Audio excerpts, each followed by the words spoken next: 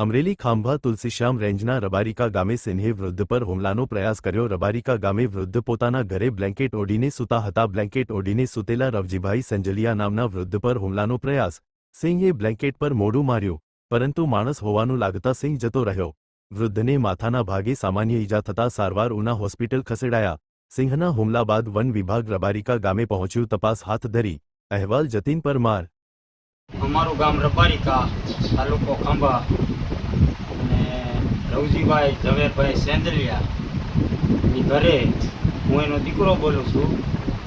અહીંયા ઘરે આવીને 3:30 વાગે સિંહે અચાનક મારા પપ્પા ઉપર હુમલો કર્યો છે અને જંગલ ખાતાવાળા એવું કહે છે કે આમાં કોઈ પ્રૂફ નથી કે હાવજે હુમલો કર્યો એવું, પણ અહીંયા જોતા એવું લાગે છે કે જોઈને ગામજનોએ કીધું કે નહીં હાવજ જ છે, તો જંગલ ખાતાવાળા એનો બચાવ કરે છે।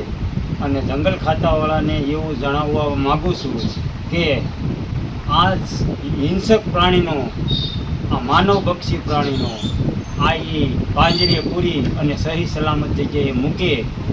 અને અમારે અહીંયા જો ઘરે હાવજ ઘરી જતા હોય, સિંહ ઘરી જતા હોય, અચાનક હુમલો કરી જતા હોય, તો અમારે સીમમાં કઈ રીતે જવું, અમારી પણ સુરક્ષા જંગલ ખાતાવાળા આપે।